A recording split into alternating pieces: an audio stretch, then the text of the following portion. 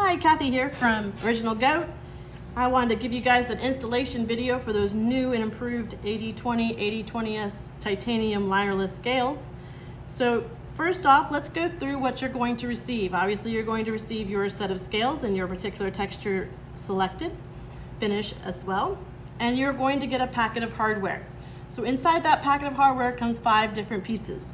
2 of those are your pins that you're going to need. It will depend on the model knife you have. We have included AD20 as well as AD20S pins. So that's strictly just going to be based on the model knife you currently have. Other 3 pieces include the hardened washers, a 15,000 spacer, and a 5,000 spacer. Now the hardened washers are a mandatory piece of hardware that you're going to need with every build. So regardless of your blade steel, blade model, you're going to need to use these hardened washers. These are what I have here, same option. So you're going to see how I use those in the installation. These 2 spacers are optional. It will depend, one, if you're using the factory bearing or whether you're using Skiff bearings. You may have some tolerance issues there, and so these spacers can help with that. Again, it'll kind of depend on which bearing you've chosen or have been suggested. And make sure if you have any issues, please just reach out to us at support@originalgoat.com. We'll be more than happy to help. Because sometimes this combination of spacer to knife can be tricky.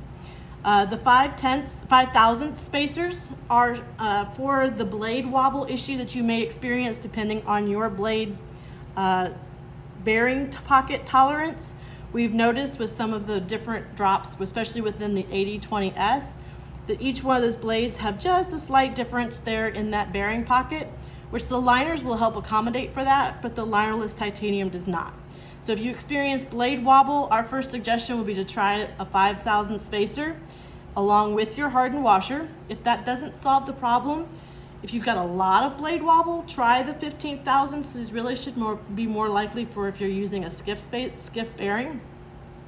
If neither one of those options work out and you still have an issue, please just reach out. Like I said, we are more than happy to help.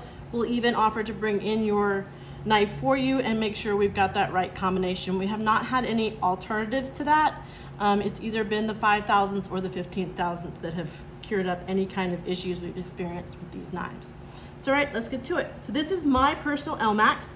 It is one of those that are sometimes part of this shim necessity pair. The first set of LMAXs that drop don't seem to need them. The second set of LMAXs that drop do. So there's just a little bit of a slight variance within that pocket.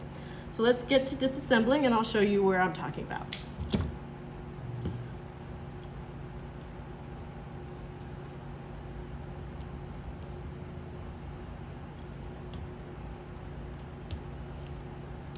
The other thing too you're going to notice if you have not taken this knife apart before is when you go to take apart these screws that they're going to be different lengths. There is a small screw and 2 longer screws. So the small screw goes in this top hole, the other 2 are for your pocket clip, so they will go in these back holes. All right.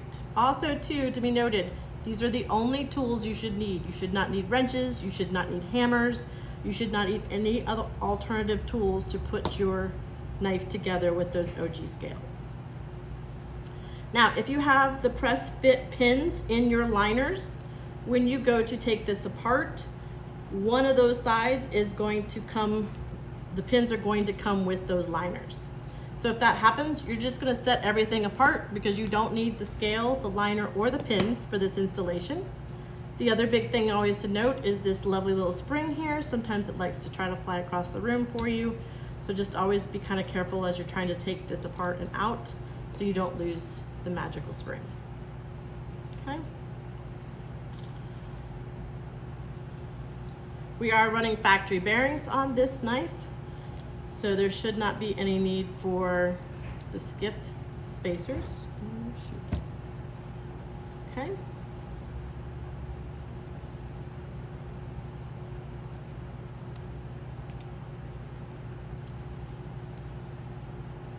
And I also try to keep my spacers separated as well because one should also be the smaller screw with the other. So again, scales, liners, pins, don't need any of those. So we're going to set all of that aside.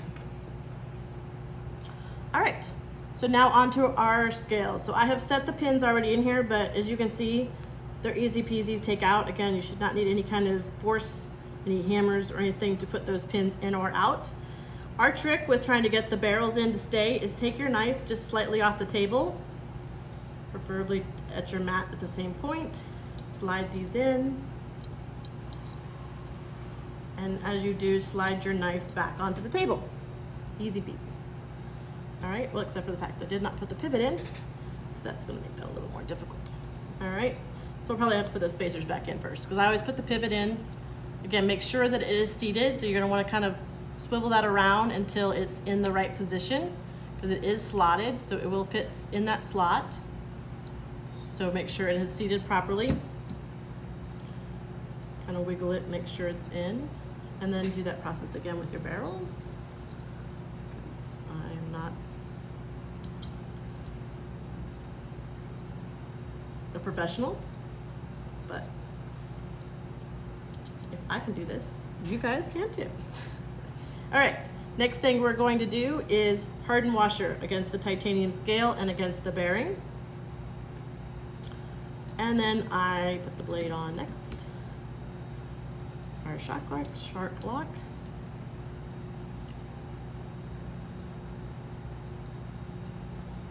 Let's get it centered. Other bearing, other harden washer.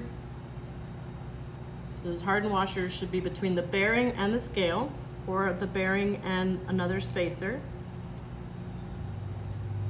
Okay. These on. These should just basically drop on. So I always start with the body screws first, just enough to where they catch so my barrels don't fall out when I lift up my knife, but not tight yet. Okay, and then pivot. And again, I just kind of get it to the point where it catches, and then I take my knife and I engage the lock and close it. And then kind of give everything a good squash, because as you can see, I didn't have my pivot quite seated. So if you can see there, see my backside has popped out. So that helps to be able to screw that pivot in properly when it's, again, like I said, I like to do that when it's closed. I get a better action and a better consistent install when I use the pivot closed or I have the knife closed when I tighten up that pivot. And I'm not using a pocket clip here, so these back screws are going to spin on me, but I'm just trying to make sure that they're pretty tight. All right, so I might need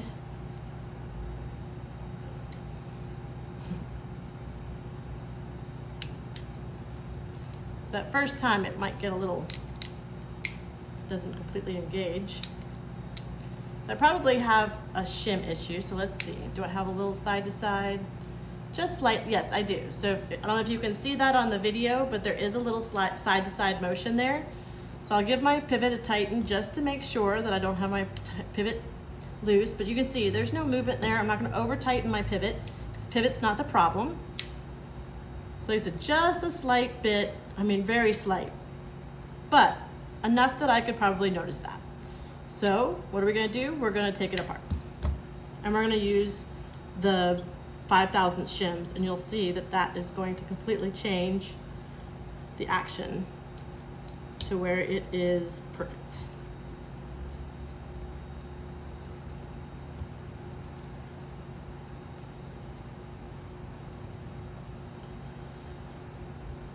So this can be kind of a long, tedious process if you do have a blade that needs those shims, because you will have to take it apart, possibly multiple times to find that right combination.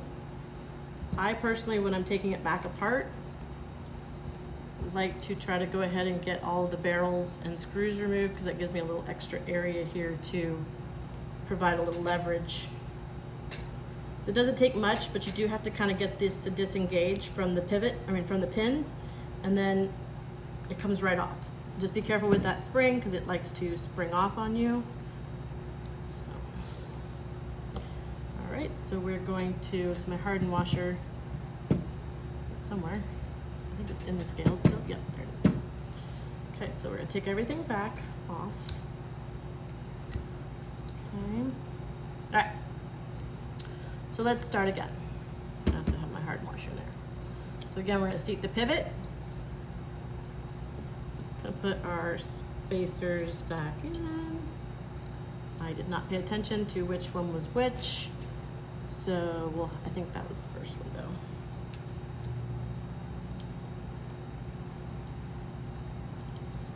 If your screws continue to spin, you know you've got those in the wrong spots because the longer ones go on your pocket clip holes. All right, so now we have our hardened washers, but we're also going to include these two shims. So we're gonna put those on first. So those are gonna go up against the scale. So all shims would go first, then the hardened washer, and then your bearings. You want that hardened washer against those bearings, okay? Put our blade back on, put our shark block back on. It's not upside down.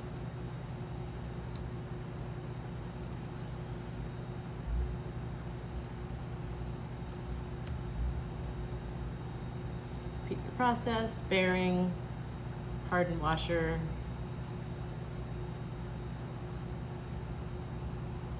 shim. It's gonna be just a tick tricky because it is right there at that limit. All my pieces on. I'm gonna line up my scales and put them back on again. Same process, screws first.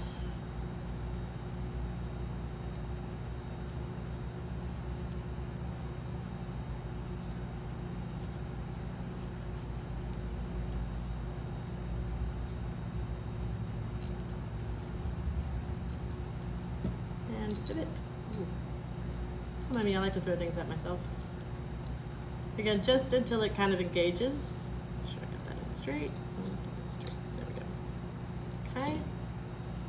Take the knife, disengage the lock, give it a good smush, make sure everything's seated and in properly. My pivot is seated. And then we're gonna tighten up my pivot. Again, just until it tightens. There's no need to over tighten that pivot. That's not going to solve the issue for you. All right, we are now rock solid. There is no movement in that blade at all. It's hard to show on camera. And when you do that side to side motion, it has a tendency to want to make the pivot not be where you want it. But there you go, guys. Okay, so again, if you have any issues, it really should not be that hard of an install. We know that this shim configuration can be a little tricky, but one of those two combinations should work, whether it's just the single 5,000th shim, or if you're running a Skiff bearing, it possibly might be those 15,000th shim that you might need. But just again, remember that the shim goes on the outmost side next to the scale. Then you're going to make sure that that hardened washer is in next to the bearing, and then everything else should kind of fall into place. So again, if you have any concerns or any issues or have any troubles, please reach out to support@originalgoat.com, and we will be more than glad to help you get that goat wrangled in and get that OG, the AD20 leveled up to an OG. Thank you so much and have a good day. Thanks guys, bye.